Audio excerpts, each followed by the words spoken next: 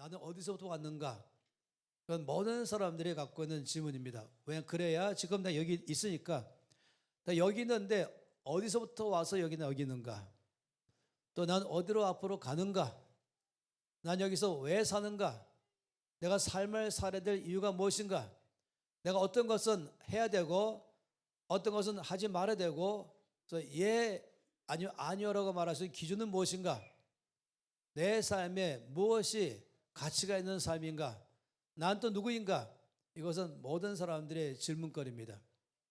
그리고 온 땅에서는 동양이나 서양이나 이 질문에 철학가만 말하는 게 아니죠. 모든 사람들이 갖고 있는 질문들인 것이에요. 그리고 이런 질문에 대해서 답변을 제대로 하지 못하고 있습니다. 모른다. 한마디로 모른다. 이러다 보면은 내가 왜 사는지도 모르는 것입니다. 그냥 사니까 사는 것이죠.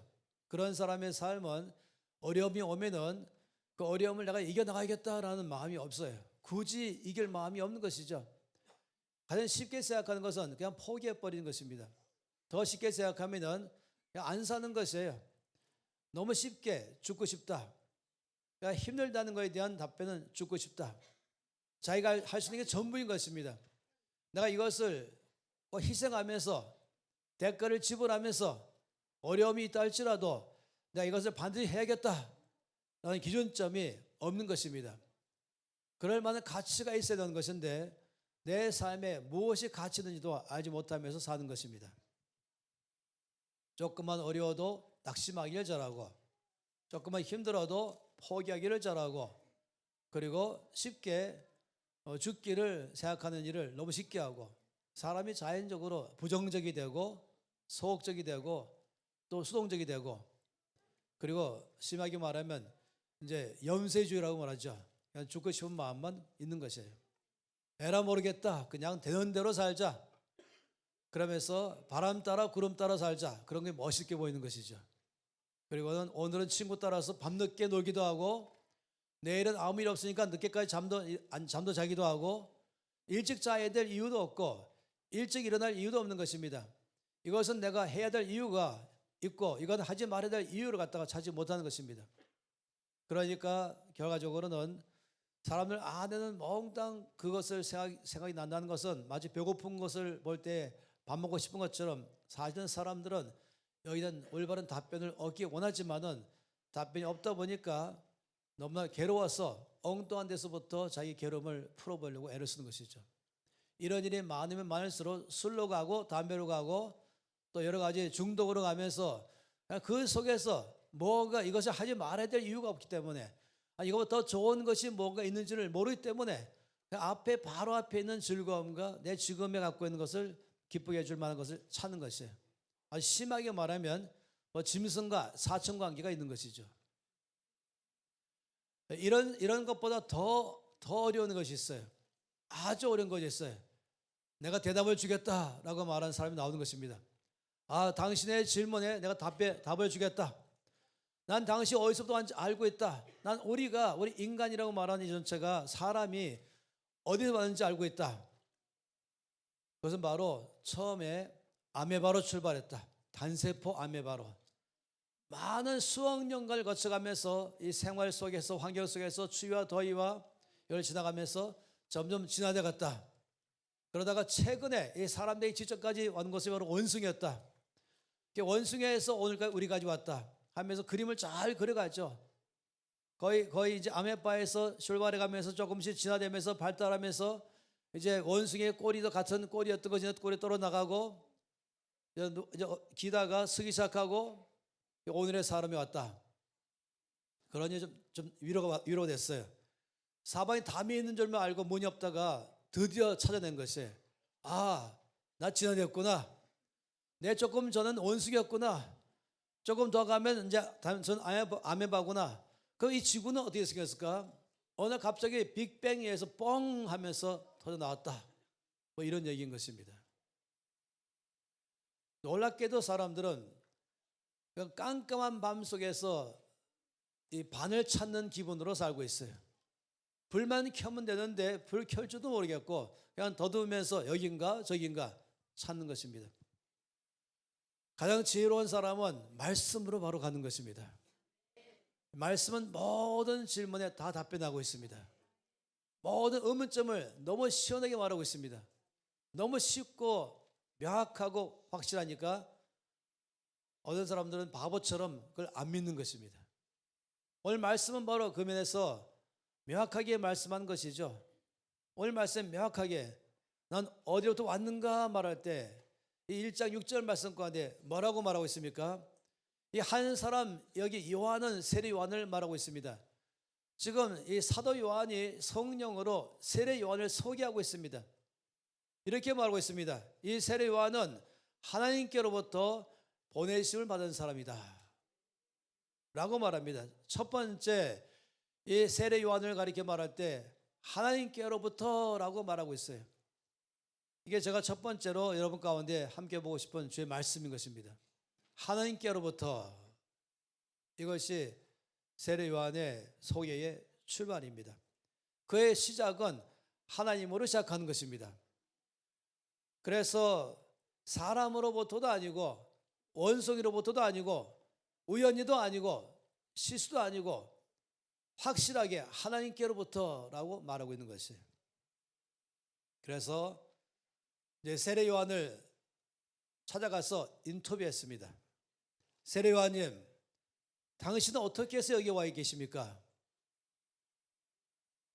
세례 요한은 조금 더 망설이지 않고 생각도 안 하고 생각할 만한 것도 없는 것이, 머뭇거리고 만든 것도 없는 것이, 내가 자신이 없어서 쭈삣거린 것도 아니에요. 확실하고 담대하고 그리고 명확하게 1초도 망설임 없이 세례 요한 말하기를 하나님이 나를 보내셨습니다. 그래서 지금 나는 여기 와 있습니다. 당신은 우연히 온 것이 아니군요 했더니, 우연이라고요? 그럴 가능성은 전혀 없습니다. 저를 물끄러미 바라보더니 당신은 애플워치를 차고 있군요. 그 애플워치는 어떻게 만들어졌습니까? 우연히 그 애플워치가 생길 가능성이 몇 프로 되죠? 제가 바로 답변했습니다. 이 애플워치는요, 우연히 된 게 아니라 누가 처음부터 디자인하고 고안하고 계획하고 그 다음에 거기에 따라서 만들어서 제작한 것입니다. 만든 사람이 있습니다. 마찬가지입니다 하는 것이죠. 하나님이 나를 디자인하셨습니다. 시계는 누군가 만든 사람이 있죠. 먼저 계획을 세웁니다. 목적이 명확하죠. 용도와 재질과 모양과 구성 내용을 디자인합니다. 그리고 그것에 따라서 이제 시계를 만들어내는 것이죠. 아무 생각이 없이 어느 날 오후에 심심해서 마당에 앉아 있으면서 망치 들고 심심해 하다가 이거 나왔습니다 라고 말할 가능성은 0%입니다. 누가 확실하게 디자인하고 만들어낸 것이죠. 하나님께서 사람을 창조하실 때도 똑같은 것입니다. 창조하시다, 만들다, 이 단어는 우연히 어쩌다가 갑자기 예상치 못하게 우연히 발생한 것을 말하는 게 아닌 것입니다. 먼저 디자인하고 먼저 생각하고 목적과 목표를 세우고 용도를 생각하면서 거기에 맞게 맞는 것을 창조라고 말합니다. 그래서 하나님께서 창조하는 것이죠. 사람의 삶에서 이 질문은 끝없이 오면서 제대로 된 질문을 찾지 못하면서 이리저리 헤매는 사람들이 많이 있죠. 그런데 세례 요한처럼 명확하게 나 자신이 어디서 왔는지, 여기 왜 와 있는지, 어디로 가는지 그걸 확실히 아는 사람, 이런 사람에 대해서 말할 때는 이거는 마치 콜럼버스의 신대륙 발견보다 더 위대한 발견인 것입니다. 나 자신에 대해서 발견하는 것이죠. 사람이 살면서 이것을 발견할 때부터 전환점을 만듭니다. 터닝 포인트는 이것을 발견한 아는 순간부터 인생의 삶의 터닝 포인트가 되는 것이에요. 이걸 알지 못할 때까지는 끝없이 방황합니다. 허송세월하면서 살아가는 것입니다. 중요한 터닝 포인트가 두 가지가 있죠. 첫째는 예수 그리스도를 만나는 것이죠. 나의 구주로 영접할 때가, 그래서 나의 삶에 거듭나는 것이죠. 새로운 피조물 되는 것입니다. 새 사람이 되는 것입니다. 그리고 새로운 가족 안으로 들어가는 것입니다. 그 하나님 창조주가 나의 주님, 나의 아버지가 되는 것이죠. 순간적으로 로얄 패밀리 멤버에 되기 시작한 것입니다. 이것은 인생의 삶에서 가장 중요한 것이, 온 역사 가운데서는 예수 그리스도를 만난 사건으로 의미를 갖기 시작한 것입니다. 이스라엘 나라 전체 달력도 6월절 사건을 맞이한 그달, 주님 말씀, 이 달을 달의 첫 달로 삼으라. 6월절 사건이라는 날은 음력으로 1월 14일이에요. 하루가 틀리게 계산되어 있죠. 우리나라는 1월 15일입니다. 정월 대보름인데 그날 6월절이었어요. 다시 말하면 어린 양을 잡아서 이 피를 바름으로 이제 애굽에서 나올 수 있는 출발점인 것을 말하는 것이죠. 이스라엘 역사의 출발은 그 6월절로 시작했습니다. 그러나 이것은 더 크게 말하면 영적인 6월절을 말하는 것이죠. 예수의 피로 말미암아 나의 모든 죄가 용서받고 모든 저주가 사라지고 축복이 오기 시작하고 생명이 오면서 새 사람 되는 것, 새로운 피조물 되는 것은 바로 죽임당하신 어린 양의 피로 시작한 것입니다. 그래서 우리는 BC와 AD라고 말하고 있습니다. 역사의 BC와 AD, BC는 뭔 말입니까? Before Christ이죠. 예수 그리스도 이전을. 그래서 BC 1 그러면 예수님 오시기 1년 전, BC 10 그러면 예수님 오시기 10년 전, BC 99 그러면 예수님 오시기 99, 모든 그 카운트를 예수님 오심으로 출발한 것입니다. AD 50년 그러면 예수님 오신 지 50년. AD는 아도나이 도미네 하면서 이건 라틴어고 BC는 영어로 해서 두 개 언어로 사용했죠. 역사의 중심에도 예수님 중심으로 역사가 카운트되는 것입니다. 그래야 의미가 있는 것입니다. 개인의 삶에도 BC와 AD가 있습니다. 예수를 만나기 전까지가 BC죠. 예수 만날 때부터가 AD인 것입니다. 인생의 삶에 그날이 최고의 인생의 전환점을 맞이하는 시작인 것입니다. 두 번째는 나의 사명을 알 때인 것입니다. 내가 여기 왜 있는가 이걸 아는 것이죠. 나 어디서부터 왔는가를 아는 것입니다. 나는 앞으로 어디로 가는가를 아는 것입니다. 이걸 알지 못하면 흔히 많이 말하는 허무주의에 빠져버리고 쉽게 낙심하고 어려움을 이길 만한 동력이 없는 것이에요. 이것을 살 만한 이유가 없는 것이에요. 우리 인생의 삶은 어찌 보면 환난과 고난의 연속이라고 말하시겠지만은, 그러나 이 내 자신의 사명과 신분을 아는 사람이라면 그런 환난과 고난이 올 때 이것은 오히려 더 크게 나의 삶에 역전시킬 수 있는 드라마로 출발한 것입니다. 저 사람이 나를 망쳤어, 저것이 나를 힘들게 하면서 늘 남을 원망하면서, 그리고 수시로 죽고 싶다, 사고 싶지 않다, 힘들다, 어렵다 이 말하는 사람은 사명이 뭔지를 모르는 사람이 하는 말인 것입니다. 사명이 있는 사람은 돌파할 힘이 있습니다. 이것쯤이 하면서 네가 앞으로 내 앞을 길을 가로막느냐, 비켜라 라고 말하면서 과감하게 나가면서 물리치면서 성큼성큼 나가는 게 바로 사명자의 삶인 것입니다. 나는 살아갈 이유가 있는 것입니다. 내 앞을 가로막는 것을 갖다가 그걸 뚫든지 넘어가든지 하면서 돌파해 나가는 것은 바로 사명자만 하는 것입니다. 나를 알 때만 가능하죠. 내가 왜 와 있는지를 알 때만 가능하죠. 내가 왜 사는지를 알 때만 가능하죠. 이것이 바로 두 번째 인생의 하이라이트인 것이에요. 세리완에게 계속해서 제가 질문했습니다. 그러면 하나님이 나를 보내셨다는 것은 무슨 의미입니까? 세리완은 겸손하지만 자랑스러워하면서 힘을 줘 말했습니다. 그것은 마치 대한민국 대통령이 어느 한 사람을 미국의 대사로 임명해서 미국으로 보낸 것과 똑같은 것입니다. 당신은 미국으로 가십시오. 나는 대한민국을 대신해서 당신을 대한민국의 대표자로 당신은 미국에 보냅니다. 이것이 주미 한국 대사인 것이에요. 그 사람은 자기가 원해서 온 것도 아니고 우연히 온 것도 아니고 여행 온 것도 아니고 사명 갖고 왔습니다. 대사로 온 것입니다. 자기 사명은 자기를 보낸 나라를 대신해서 거기서 사는 것입니다. 마찬가지로 하나님이 나에게 이 땅에 사명 줘서 보내신 것, 이것이 바로 나는 하나님께서 보내셔서 여기 와 있습니다. 이 의미를 요한이 명확하게 말한 것입니다. 그러면 제가 또 요한에게 물어봤죠. 당신의 사명은 무엇입니까? 요한은 바로 힘줘 말하기를 나의 사명은 앞으로 왕으로 오실 메시아를 먼저 그 길을 예비하는 것이 나의 사명입니다.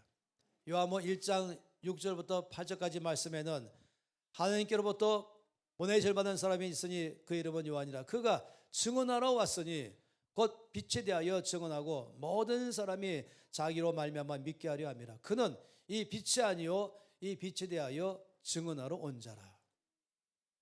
이게 세례 요한의 사명인 것입니다. 요한복음 1장 29절에 드디어 그 예수께서 오심을 그가 보는 순간에 모든 사람 앞에서 감격하면서 그러면서 큰 소리로 담대하게 말하기를 이렇게 말했죠.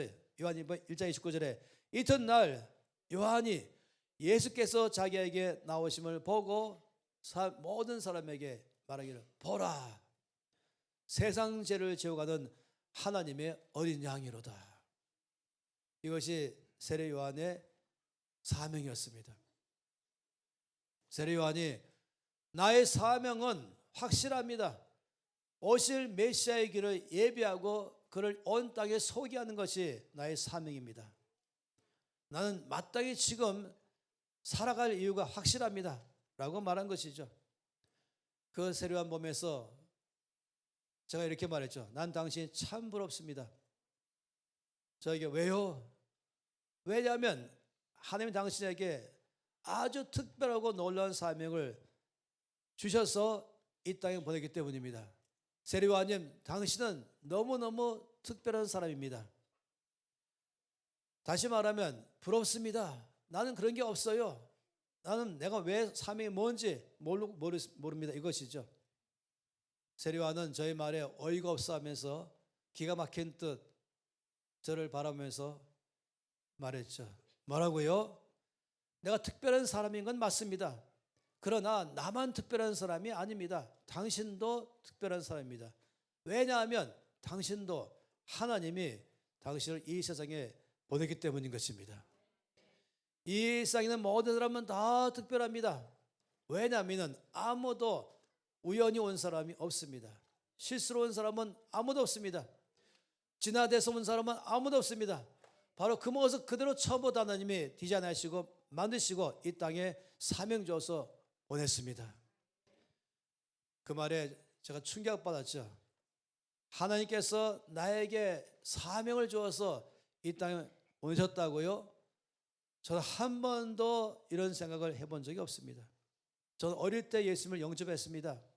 저는 이런 10대 초반에 나의 삶을 주 앞에 헌신하며 주를 위해서 살아갔습니다. 그러면서 대학도 거기 맞춰서 갔습니다. 그렇지만 이런 말은 처음 들어봅니다. 하나님이 나에게 특별한 사명 줘서 이 땅에 보내셨다. 나는 나에게 있는 사명이 있다. 이 사실을 난 들은 적이 없습니다. 저희 목사님도 저에게 말한 적이 없고 제가 그렇게 좋아하는 저희 이 주일학교에 몇몇 선생님들도 저에게 그런 말 해준 사람 아무도 없었습니다. 세례 요한이 저를 보면서 이렇게 말했어요. 당신 같은 청년이 예전에도 있었어요. 아, 나 같은 사람이 있었습니까? 예. 그 사람은 예레미야입니다. 어느 날 하나님이 예레미야에게 말씀하셨습니다. 예레미야 1장 4절과 5절 말씀이죠. 여호와의 말씀이 내게 임하니라. 예레미야가 말한 것이 이르시되 내가 너를 모태에서 짓기 전에 너를 알았고 네가 배에서 나오기 전에 너를 성별하였고 너를 여러 나라의 선지자로 세웠노라. 하나님은 지금 예레미야에 대해서 4가지 놀라운 사실을 말씀했죠. 나는 네가 엄마 뱃속에 있기 전부터 너를 알았다. 에베소 말씀은 창세전부터 너를 알았다. 두 번째, 내가 너를 창조하였다. 내가 너를 지었다. 내가 너를 지을 때에는 대량 생성한 것이 아니고 너 한 사람을 따로 지었다. 너는 너다. 이 땅에 75인구 중에서 너는 너밖에 없다. 너는 유일하게 너는 다른 사람과 비교하면서 더 좋으냐 나쁘냐가 말할 것이 없다. 하나밖에 없으니까 유일한 하나니까 뭐 100개가 있으면 100개 안에서 하겠지만 1000개가 아니겠지만 75억 중에서 너는 너다. 이거를 말씀했어요. 세 번째는 내가 너를 보낼 때는 사명을 주어서 보냈다. 난 너에 대한 계획을 세우고 이 땅에 사명으로 보냈다. 네 번째는 내가 너에게 사명 줘서 보낼 때는 그 사명을 성취할 수 있는 모든 것 다 준비해서 보내줬다. 네가 남성으로 살 것도 남성이기 때문에 사명을 이룰 수 있다. 내가 여성이라면 여성이기 때문에 사명이 있는 것이다. 내가 너에게 이 나라에 살게 한다면 그 나라에서 그 일을 할 수 있기 때문에 거기 부른 것이다. 그리고 100년 전도 아니고 100년 후도 아니고 바로 이때 보낸 것은 이때 할 사명이기 때문에 그런 것이다. 네가 할 수 있는 지능, 너의 지혜, 너의 육체적인 신체적인 기능들, 모든 부모님들, 주변 환경들 모든 것 다 내가 너의 사명 성취하기 위해서 필요한 준비물이다. 그리고 앞으로도 네가 사명 성취할 때는 그때그때마다 그 일을 충분히 감당할 수 있도록 내가 모든 것 다 공급할 것이다. 지혜, 지식, 재능, 판단력, 분별력, 재물이면 재물, 사람이면 사람, 환경을 다 열면서 너의 사명을 끝까지 성취하도록 내가 너와 함께 할 것이다. 이 네 가지 사실을 예레미야에게 하나님이 말씀하신 것이에요. 예레미야는 제사장의 아들로 태어났죠. 자연적으로 그는 30살 되면 제사장의 역할을 하는 것이에요. 어려서부터 제사장으로서 준비 작업을 해왔죠. 이 한마디 말씀을 듣는 순간 예레미야가 충격받았어요. 그래서 1장 6절 말씀에 하나님 말씀하신 것에 대해서 예레미야가 반응했습니다. 내가 이르되 슬프도소이다 주 여호와여 보소서 난 아이라 말할 줄 알지 못합니다. 여기 슬프도소이다라는 단어는 아주 결정적으로 잘못 번역한 것이에요. 아라고 말할 때는 두 가지가 다 해석될 수 있어요. 슬프다, 통제라 할 때, 그냥 그럴 때, 슬퍼서 할 때도 아인 것이죠. 또 한 가지는 너무너무 놀랬을 때에 아라고 하는 것입니다. 물론 약간 실제로 소리 내면서 달라지죠. 슬플 때는 아 하든지 기쁠 때는 와 하든지 다르겠죠. 이 예레미야의 말에는 언어로만 기록되어 있어요. 이걸 왜 슬프도 소이다로 많이 이해가 안 되는 것입니다. 예레미야는 이 말을 통해서 이렇게 말했어요. 놀랬습니다 하나님. I never ever think about that, about me, about this way. 나 한 번도 이런 식으로 나 자신을 생각해 본 적이 없습니다. 나의 아버지도 제사장이 전 나의 아버지도 이런 말을 한 적이 없습니다. 나의 선생님도 말한 적이 없었습니다. 나는 그렇게 사명을 성취할 만한 능력이 안 됩니다. 난 아이입니다. 말할 줄 모르는 실수투성이 아이입니다. 나는 부족합니다. 하나님께서 바로 답변하셨어요.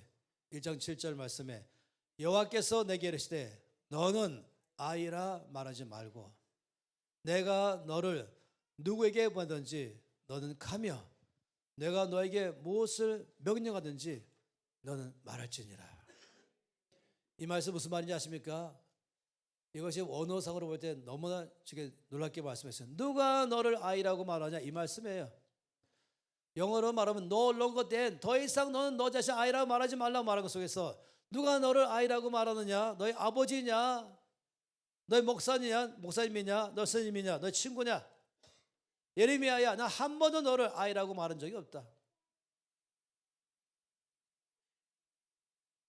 넌 더 이상 너 자신을 앞으로 아이라고 말하지 말라. 이 말씀이에요. 넌 더 이상 아무것도 말할 줄 모르는 실수투성인 연약한 아이라고 더 이상 말하지 말아라. 내가 너에게 사명을 주어서 보내기 때문에 넌 사명을 성취할 자이다. 넌 히어로이다. 넌 세상에 영향을 주는 네이처 체인저이다. 이 말씀을 그대로 조금 더 그 의미가 삭감되지 않는 오늘의 단어로 쓸 수 있는 것입니다. 그러면서 너는 가라. 내가 너와 함께 할 것이다. 넌 담대하라. 두려워하지 말라. 그러나 너는 말하라. 내가 너를 도와줄 것이다. 이거는 7절, 8절 이어져 가면서 말씀하신 내용인 것이죠. 그러니 세례요한은 예레미야도 당신처럼 그렇게 반응했습니다. 요한복음 1장 6절의 말씀은 나 세례요한에게만 해당하는 말이 아닙니다. 이거는 하나님이 이 땅에 보내신 모든 사람에게 해당하는 말씀인 것입니다. 그것을 믿을 때에 그 말씀이 그 사람의 삶에서 이루어질 것입니다. 그걸 믿고 담대함으로 한 발을 내딛으면서 그래 사겠습니다는 순간부터 그런 삶을 살게 될 것이다. 요한복음 1장 6절 말씀은 다시 본다면 하나님께로부터 보내심을 받은 사람이 있으니 그의 이름은 요한이라. 여기에 여러분들이 읽을 때는 여기에 김요한 빼고는, 선요한 빼고는 요한이라 하지 마세요. 요한만 해당하는, 세례 요한만이 아니거든요. 세례 요한을 지금 하나의 샘플로 들은 것뿐인 것이거든요. 거기에 자기 이름을 넣어야 되는 것입니다.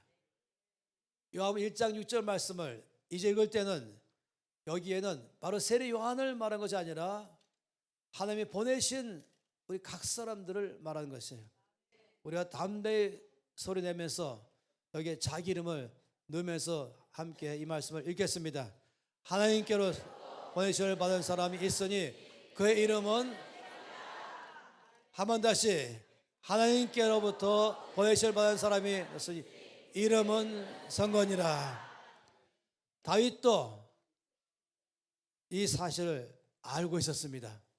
시편 139편에는 이 말씀으로 꽉 차 있는데 그 중에서 몇 구절 13절부터 18절까지 말씀 보면은 다윗이 말하기를 주께서 내 내장을 지으시며 나의 모태에서 나를 만드셨습니다. 난 진화된 것이 아닙니다. 난 우연한 것도 아닌 것입니다. 하나님이 나의 내장도 그리고 나의 온몸 전체를 내 어머니 뱃속에 하나님이 만드셨습니다. 내가 주께 감사함은 나를 지으심이 심히 기묘함이라.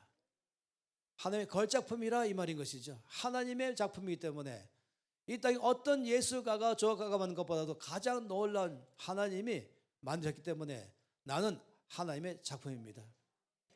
저는 평생에 반고 그림 한 장을 살 수 있으면 나는 마음만 품고 살지 못 사는 것이 얼마짜리인지 모르겠죠. 저는 렘브란트 그림을 갖고 싶지 않은 그냥 목사판만 저희 집에 있어요. 그런데 그래도 부럽지 않은 것은 나는 하나님의 원판 갖고 있거든요. 저는 어떤 예술가도 따라올 수 없는 비교 불가능한 하나님의 걸작품을 제가 매일 보고 있습니다. 그러니 그것으로 저는 부자인 것입니다. 다윗이 말한 것이죠. 하나님이 나를 신명막측하게 지었으니 내가 주 앞에 감사합니다. 주께서 하신 일이 기이함을 내 영혼이 잘 압니다. 내가 은밀한 데서 지음을 받고 땅의 깊은 곳에서 기이하게 놀랍게 지음받을 때에 나의 형체가 주의 앞에 숨겨지지 못하였나이다. 내 형질이 이루어지기 전에 주의 눈이 보셨으며 나를 위하여 정한 날이 하루도 되기 전에 주의 책에 다 기록이 되었습니다. 놀랍지요. 나에 대해서 하나님께서 이미 사명이 있다는 것은 그 사명에 따라서 너는 이렇게 살 것이다 다 적은 책이 이미 내가 그런 삶을 아직까지 하루도 살기도 전부터 나에 대한 모든 것을 사명이 이것인 것을 다 기록한 주의 책이 있다는 것을 다윗은 아는 것입니다. 그러니 나를 위하여 정한 날이 내 사명을 내가 아직 이루기 전이랄지라도 주의 책에는 내 사명이 무엇인지를 다 기록해 놓았습니다.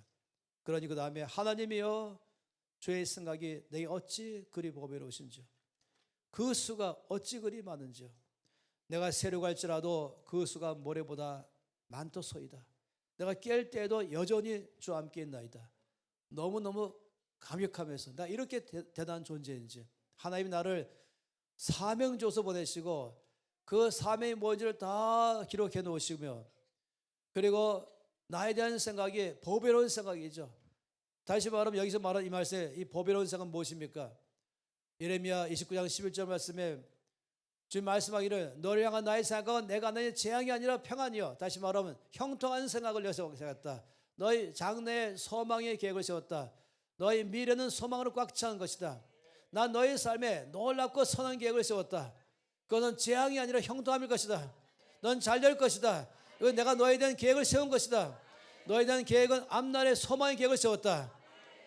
여러분, 이것이 하나님께서 나를 이 땅에 보내시며 갖고 있는 하나님의 나에 대한 사명인 것입니다. 반드시 잘 되는 것이 사명입니다. 잘 될 수밖에 없는 게 정상입니다. 잘 못 될 경우는 안 믿고 안 살 때만인 거죠. 순종하게 살지 않고 제멋대로 살 때는 하나님 그런 사람에게 제멋대로 살아도 살게 하진 않으세요. 우리에게 존중히 여기면서 사랑으로 대하시죠. 네가 결정해라. 내 아들아, 나의 딸아, 네가 결정해라. 내가 너를 이 땅에 사명자로서 보냈다. 너에 대한 놀라운 계획을 세웠다. 그 계획은 재앙이 아니라 형통함의 계획을 세웠다. 그것은 실패가 아니라 성공의 계획을 세웠다. 그것은 너희 삶의 미래의 절망이 아니라 소망의 계획을 세웠다. 여기 대해서 주 앞에서 다윗은 확실하게 알기 때문에 그 생각이 얼마나 나에게 보배로운지.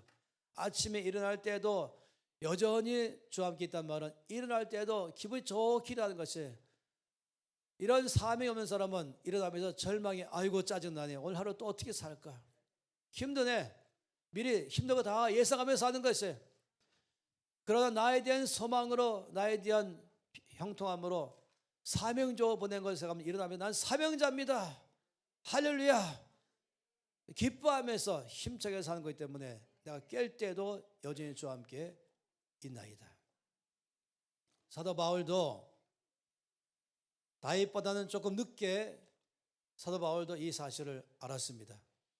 이 갈라디아 1장 말씀은 바울의 신앙 고백이죠. 13절부터 15절까지 말씀 보면 바울이 말하기를 내가 이전이라는 것은 내가 사명자라는 사실을 알기 전에를 말하는 것이에요. 유대교회에 있을 때에 행한 일을 너희가 들었거니와 하나님의 교회를 심히 박해하여 멸하고 내 동료 쪽 여러 나이 많은 사람보다 유대교를 지나치게 믿어 내 조상의 전통에 대하여 더 열심히 있었다. 난 내가 사명이 뭔지를 몰랐기 때문에 이것이 내가 할 일인 줄 내가 알고서 열심히 예수 믿는 사람들을 핍박하는 게 나 사명인 줄 알았었다. 그러나 내 어머니의 태로부터 나를 택정하시고 그 은혜로 나를 부르시니가 라고 말씀했습니다. 그가 여전히 이게 내가 할 사명이다 알면서 다메섹으로 가는 그 도중에 우리 주께서 난 12시에 이 가장 밝은 태양빛인 12시에 주님 임하실 때 그 태양보다 더 밝은 빛으로 임하시다고 말했어요. 그 앞에서 사울이 눈이 멀어버렸죠. 순간적으로. 그리고 거꾸로 했어요. 그리고는 음성이 들렸습니다. 사울아, 사울아, 내가 왜 나를 핍박하느냐? 주여 누굽니까? 누군데 핍박한다고 말씀하십니까? 나는 네가 핍박하는 예수라. 예수 믿는 사람을 핍박하면 곧 예수를 핍박하는 것이죠. 주님이 아시는 것입니다. 사울은 그날 충격 속에 들어갔어요. 그리고 그때 많은 말씀하셨죠. 너는 내가 엄마 뱃속에 있을 때부터 이 땅에 나의 뜻을 행하도록 보낸 사명자다. 네가 왜 내가 보낸 것을 알지 못하고 엉뚱한 길로 가고 있느냐? 이제 가라. 내가 이 땅에 너를 보낸 그 사명의 삶으로 살아가라. 이 말씀이 그날 하신 말씀이 22장과 26장에 연속해서 간증하면서 그날 자기는 그 음성을 들은 것을 알고 그날부터 그는 순간적으로 바뀌었습니다.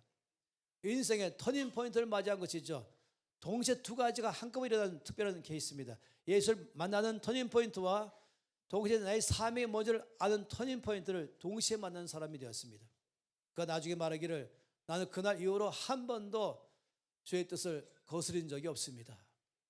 나에게 보낸 사명 따라서 나는 살아왔습니다. 그 사명 따라서 내가 살기도 하고 사명 따라 내가 죽기도 합니다. 난 아침 메뉴가 사명입니다. 난 점심 메뉴도 사명입니다. 난 저녁 메뉴도 사명입니다. 내가 죽는 것도 사는 것도 사명이라면 죽을 수 있고 사명은 살 수 있습니다. 누구 때문에 죽는 것도 아니고 뭐 때문에 죽는 것이 아니라 난 사명 때문에 죽기도 하고 사명 때문에 사는 것입니다. 누구 때문에 밥맛이 없고 누구 때문에 잠이 안 오는 것이 아니라 난 사명 때문에 밥을 먹는 것이고 사명 때문에 자는 것입니다. 그는 끝까지 계속적으로 빌립보서 말하기를 나는 한 가지만 위해서 갑니다. 내가 표대를 향해서 날마다 나를 힘주면서 달려가자 한다고 말했습니다. 그가 이 놀라운 사실을 아는 순간부터 그 인생의 삶이 전격적으로 바뀌어버린 것이죠. 이사야도 동일하게 말했습니다. 6장 8절 말씀에 내가 또 주의 목소리를 들으니 주께서 이르시되 내가 누구를 보내며 누가 우리를 위하여 갈꼬 하시니 그때 내가 이르되 내가 여기 있나이다 나를 보내소서. 그건 하나님의 음성을 들을 때 그 주의 심장을 들었죠. 내가 누구를 위하여 누구를 보내며 누가 우리를 위하여 갈꼬 할 때에 하나님께 좀 나를 부르신 사실을 알았던 것이죠. 제가 여기 있습니다. 바로 그 사명성취 제가 하겠습니다 라고 나온 것이에요. 요한복음 1장 6절 말씀에 두 번째로 보고 싶은 것은 보내심을 받았다는 단어입니다. 말씀입니다. 1장 6절 말씀 가운데 하나님께로부터 보내심을 받은 사람이 있으니 그 이름은 요한이라. 우리 하나님께로부터라는 단어가 얼마나 중요한 사실인지를 보았습니다. 저와 여러분 모든 다 동일한 선상에 서 있습니다. 내가 여기 왜 와 있는가? 어디서부터 와 있는가 말할 때 하나님이 나를 보내셔서 여기 와 있습니다. 난 진화되는 것이 아닙니다. 난 우연히 온 것도 아닙니다. 난 실수로 온 것도 아닙니다. 난 하나님이 나를 디자인하시고 사명 주어서 이 땅에 보내셔서 난 지금 여기 있습니다 라고 말한 것이에요. 그러면서 나의 삶에서 말하되 보내심을 받았다는 것입니다. 이 보내심 받았다는 말은 아까 말한 것처럼 한 나라의 대사를 보낼 때 사명을 줘서 받는 것이죠. 아무 할 일 없이 그냥 가서 이리 여기 만나면 이리 가고 저기 만나면 저리 가고 배고프면 밥 먹고 그리고 졸리면 자고 사람 만나면 얘기하고 뭐 이런 식으로 살아가지 뭐. 보내심 받은 사람에게는 전혀 어울리지 않는 단어인 것이에요. 보내심 받은 사람은 나의 사명 성취 위해서는 어떤 것은 과감하게 아니요라고 말할 수 있으며 어떤 과감하게 예라고 말한 것입니다. 오직 그 모든 삶의 초점은 나에게 주어진 사명 성취 위해서만 살아가는 것입니다. 각자에게는 다 사명이 있죠. 각자에게는 하나님의 사명 주어서 이 땅에 보내셨죠. 그런데 그것은 각각 다 다릅니다. 나의 사명이 있고 너의 사명이 있는 것입니다. 어느 게 좋아 보인다고 거기 가는 것이 아닌 것입니다. 아, 저 직업이 좋아 보이고 돈 많이 버는 직업이구나. 그래서 가는 것이 아닌 것입니다. 나에게 주어진 것이 무엇인가? 그 일을 해서 가는 것입니다. 이런 면에서 예수님이 우리 모두의 롤 모델 되시죠. 요한복음 17장 4절 말씀은 예수님은 사명 따라 사신 삶의 결산서를 주님께 제출했습니다. 십자가를 지시기 전에 마지막 결산서가 이 17장 4절 말씀이죠. 아버지께서 나에게 하라고 주신 일을 내가 이루어 아버지를 이 세상에서 영화롭게 하였습니다. 영화롭게 할 것입니다가 아니라 영화롭게 하였습니다. 이제 내가 나의 삶에 여기까지 다 이뤘습니다. 주께서 십자가상의 마지막으로 맨 마지막으로 다 이루었다. 이것은 나를 이 땅에 보내신 사명 따라서 나는 살아왔고 이제 그 사명 다 이뤘습니다. 누구든지 죽을 날이 있다면 딱 하나밖에 없습니다. 사명이 끝난 날이 죽은 날인 것이에요. 언제가 주께로 가는 날인가? 사명 끝난 날이 주께로 가는 것이에요. 그러니 맡긴 사명 끝까지 해내는 것이죠. 예수님의 사명은 무엇입니까? 아버지 하나님을 이 세상에서 영화롭게 하는 것입니다. 자기가 잘 사는 것도 아니에요. 자기가 성공한 것도 아니에요. 자기 이름이 알려진 것도 아닌 것이에요. 내 사에게 확장되는 것도 아닌 것이에요. 돈 버는 건 당연히 아닌 것이죠. 예수님의 사명은 딱 한 가지, 아버지를 이 땅에서 영화롭게 하는 것. 이것이 예수님의 사명이었습니다. 동시에 이것은 우리 모두에게 롤 모델이 되는 것입니다. 동일하게 말씀하는 것이죠. 저와 여러분의 모든 것, 어떤 것든지 각 사람에게 사명이 주어집니다. 그 모든 사명에 마지막 초점은 어디냐면은 하나님 아버지를 이 땅에서 영화롭게 하는 것, 나를 통해서 영광 받으시는 것, 이것만이 내가 이것을 하든 나는 나에게 맡긴 이것이고 너에게 맡긴 이것 저것이고 너에게 맡긴 그것이고 각각이 어떤 것을 맡든지 그 목표는 딱 하나입니다. 그것은 나 자신도 아니고 내 주변도 아니고 오직 하나님 아버지가 이것을 통해서 영광 받는 것, 이것만이 목표인 것이죠. 하나님께서 나를 통해서 영광 받으시옵소서. 이것만이 인생의 목표입니다. 위대한 생애는 여기 있는 것입니다. 세상에서 유명한 알려진 것이 아니라 하늘나라에서 알려진 것이죠. 나중에 가서 하나님 나라가 가게 되면 책이 2권 있습니다. 하나는 생명책이죠. 예수를 영접할 때에 내 이름이 기록되는 책이 바로 생명책인 것입니다. 저 들어갈 때 생명책에 이름이 기록된 자가 들어가는 것이죠. 들어가면은 또 한 권의 큰 책이 또 있는데 그건 기념책인 것입니다. 이 땅에서 내가 상 받을 수 있는 목록이 기록된 것입니다. 거기에 따라서 상을 받게 되는 것입니다. 모세도 끝없이 상 받기 위해서 달려갔다고 말하고 있고 바울도 끝없이 위에서부터 주실 상을 바라보고 달려갔다고 말했습니다.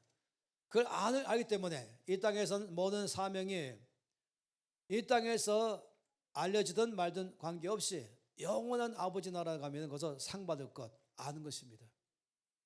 계시록 말씀 보면은 그 상 받는 기준점이 적혀 있어요. 그것은 하나님 아버지의 뜻을 따라 사는 것은 몽땅 다 기록된다 라고 말합니다. 자기 마음대로 산 것은 아무리 오래 살았던 이 땅에서 뭔가는 인정받았던 상관없이 기록이 안 됩니다. 성경에서 아브라함이 샘플이에요. 아브라함이 16장 맨 마지막 절에서는 이렇게 말했어요. 아브라함이 이스마엘을 낳을 때가 86세였다 이렇게 말해요. 놀랍게도 성경에서 말하기를 86세였다. 그리고 바로 그 다음 절에 아브라함이 99세 때에 이 말씀 통해서 하나님 우리에게 하신 말씀이 계신 것이에요. 아브라함이 나오네 86세였다. 물론 16장 맨 마지막에 86세 17장 1절이 99세인데 성경은 장절이 없는 거 아시죠 원래. 근데 우리가 공부하고 알기 쉽게 하기 위해서 장절을 편의상 어디다가 적어놓은 것이지 원래 장절이 없습니다. 그러니까 당연히 처음에 86세 99세 바로 이어지는 것이에요. 요 사이에 13년 주께서 일부러 우리 가운데 다 보라고 적어놓으신 것이에요. 이때가 이스마엘을 낳을 때 이때 주께서 다시금 이삭을 낳기 위해서 부르실 때 한마디 말하면 자기 마음대로 살았을 때 이삭은 아브라함의 실패작의 대표작인 것이죠. 지 마음대로 살아서 하나님은 이삭을 주시겠다는데 자기 마음대로 이스마엘을 낳은 것입니다. 죄의 뜻을 따라 살지 않으면 그 삶은 빠져버리는 것이에요. 아브라함의 나이를 보면 참 재밌습니다. 그는 175세를 살았습니다. 그런데 하나님의 나라에 기록될 때는 75세 때부터 기록됐습니다. 예수님을 영접할 때부터인 것이죠. 갈 때 우리를 떠날 때부터이죠. 죄의 뜻을 따라 살기 시작할 때가 그때부터 아브라함이 이름이 서인책에 기록하면서 우리 모두에게 하나님 나라에 가면은 이런 식으로 기록된다는 것을 샘플로 보였습니다. 살면서 그러면 여기가 이제 100년입니다. 100년간 이제 인정받을 수 있는데 여기에 또 13년이 또 빠져요. 그래서 87년. 주님은 일부러 아브라함의 나이를 다 기록해 놓으시면서 우리 보고 알아들었냐? 이것이 내 계산법이다. 불만 있냐? 없습니다. 난 공평하다. 내 뜻을 따라 살아간 것 내가 거기 기록한다. 그러니 하루하루를 하나님의 책에 기록된 날로 살아가는 방법은 사명 따라 사는 것입니다. 그렇다면 이것은 죄의 나라에서 상받게 되는 출발점인 것이죠. 그러니 우리 모든 삶 가운데서 무엇입니까? 사명을 아는 사람의 삶은 아주 명확합니다. 삶이 명확합니다. 이 계획을 세울 때마다 어떤 계획을 세우고 그 계획을 결정하고 그 계획을 실행할 때마다 출발점, 이 계획을 따라서 이 계획은 하나님이 나에게 준 사명을 성취할 수 있도록 도와주고 있는가? 이 결정은 내 사명을 이루도록 도와주는가? 또 지금 나는 사명 성취하는 삶 가운데 살고 있는가? 수시로 이런 질문이 하셔야 돼요. 그럼 실패하지 않을 것이에요. 시간 낭비하지 않을 것이고. 저에게는 어디 사느냐, 무엇하느냐가 중요하지 않습니다. 오직 하나님이 나에게 주신 그 사명을 성취하느냐, 이게 중요한 것입니다. 전 여러 나라에서 사실은 살 수 있을 만한 기회를 가졌습니다. 너무너무 환경이 좋은 것이 있었죠. 수시로 다람쥐가 왔다 갔다 하고, 봄, 여름, 가을, 겨울 다 나무와 꽃이 있고, 몇 군데 말입니다. 저한테 있으라고 말해줬어요. 근데 저는 거기에 조금 더 마음속에 있을 생각도 안 해봤어요. 전 도가스가 많이 나오고 교통이 심한 서울로 이사 왔죠. 멀쩡한 사람이라면 그 좋은 뉴질랜드 놔두고 왜 왔겠어요? 롱아일랜드 놔두고 왜 왔겠습니까? 저는 거기 아무 의미가 없는 것이에요. 거기 왜 샀는데? 죄의 뜻이 없으면 거기 왜 샀는데? 저희 인생에 아무 의미가 없는 것이죠. 교통이 좋으냐 안 좋으냐, 거기에 인터넷 잘 되냐 안 되느냐, 영화관이 있냐 없냐, 식당이 좋은 데 있냐 없냐, 이건 저희 삶의 참고사항이지 결정이 아닌 것이에요. 주님이 나에게 맡긴 사명 성취하기 위해서는 어디가 좋으냐, 이것만이 결정인 것입니다. 지금 나는 이것을 통하여서 주께서 맡긴 사명을 성취할 수 있는가, 이것만이 유일하게 선택의 기준 되는 것입니다. 저는 이사야 32장 8절 말씀은 사명자에게 너무너무 귀한 말씀인 걸 압니다. 존귀한 자는 존귀한 일을 계획하나니 그는 항상 존귀한 일에 서리라.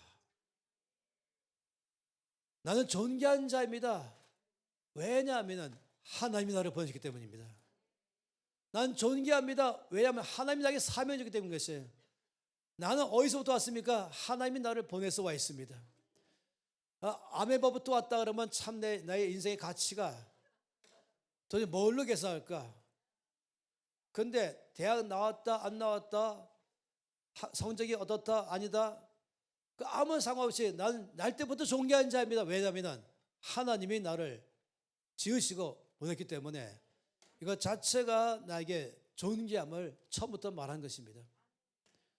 나에게 사명을 주어서 하나님이, 이 나라 대통령이 나에게 뭘 줘도 영광스러운데, 가문 영광인데, 하늘의 하나님이, 온 우주의 하나님이, 전능자 창조 하나님이 나에게 이 지구에 사명 줘서 보냈다, 이 자체가 나는 존귀한 자인 것입니다.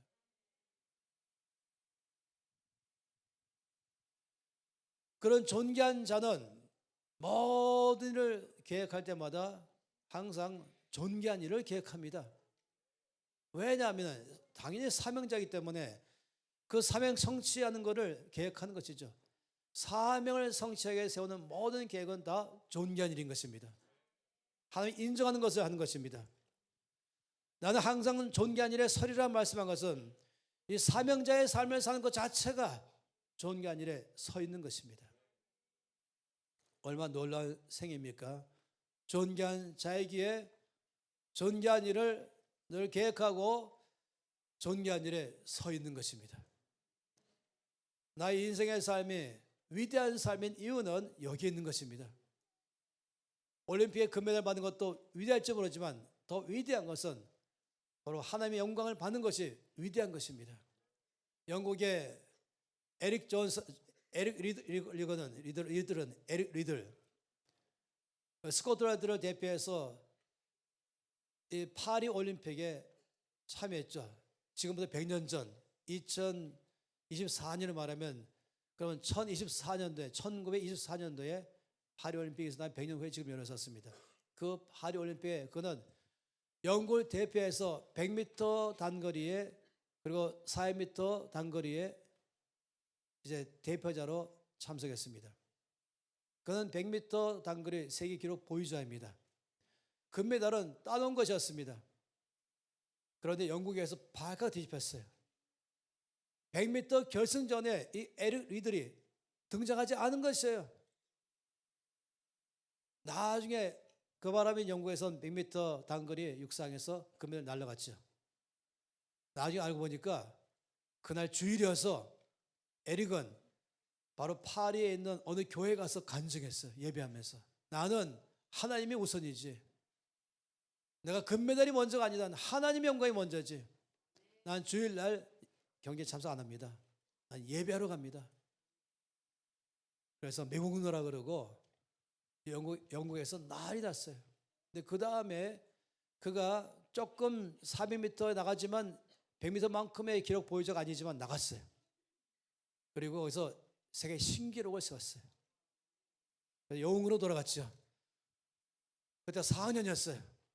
졸업하는 그 다음에 바로 보따리에 싸서 중국으로 날아갔어요. 선교사로 간 것입니다. 그리고 그는 젊은 나이에 주교로 갔습니다. 마지막 죽는 순간에 옆에 있는 간호사에게 It's complete surrender 이렇게 말하고 죽었어요. It's complete surrender. 전적으로 순박하는 삶, 하나님 영광 위에서 사는 삶, 이것이 위대한 생애야. 금메달이 위대한 것이 아니라 하나님의 사명 성취하는 게 위대한 것이지. 그걸 통해 지금 영광 받는다면 그건 위대한 것이지. 무엇을 하든지 초점이 내가 아니라 우리가 아니라 하나님의 영광만 한다면 그런 생애는 위대한 생애인 것이지. 여러분, 저와 여러분은 이 이사야 32장 8절 말씀이 저와 여러분을 가리켜 말한 줄 믿습니다. 한번 이 말씀을 읽고 이 모든 말씀을 마치겠습니다. 함께 이 말씀을 읽겠습니다. 존귀한 자는 존귀한 일을 계획하나니 그는 항상 존귀한 일에 서리라. 나는 존귀합니다. 이미 나는 존귀합니다. 왜냐하면 나는 하나님께로부터 왔기 때문입니다.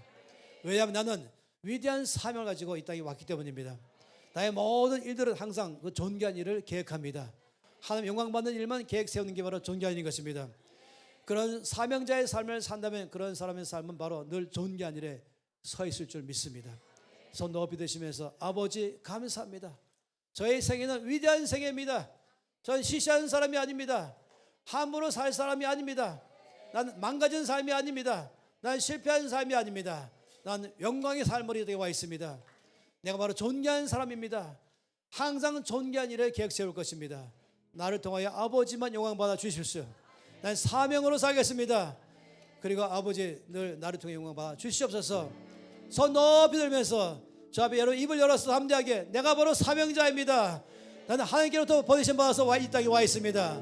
아버지 영광 받아 주시옵소서. 다 함께 통성으로 기도하시겠습니다. 주여, 아버지 감사합니다. 내가 바로 사명자입니다. 주님 다시 할렐루야. 오 주님 찬양합니다. 이 땅에 나를 보내신 분은 바로 하나님 아버지이십니다. 사명자로서 보냈습니다. 나는 하나님이 보내셔서 이 땅에 와 있습니다. 우연히 오지 않았습니다. 실수로 오지 않았습니다. 하나님이 나를 보내셔서 이 땅에 와 있습니다. 사명을 해주어서 보냈습니다. 감사합니다. 아버지 영광보다 주시옵소서. 사명의 삶을 사랑합니다. 위대한 삶을 사랑합니다. 찬양합니다. 내 사모하는 주님 영광의 왕이시. 손 높이고 내 사모하는 주님, 내 사모하는 주님, 사모하는 주님, 아멘. 온 세상 꾸짖으시라. 내 사모하는 주님 영광의 왕이시여. 내 사모하는 주님, 사모하는 주님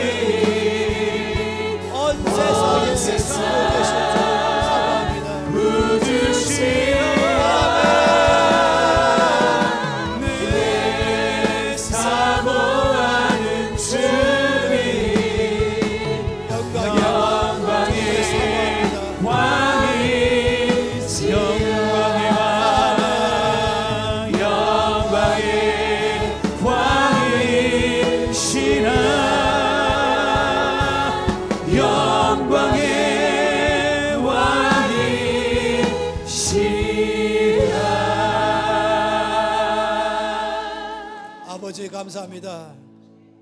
우리 각 사람을 주께서 만드시고 대사명조에서 이 땅에 보내셨습니다.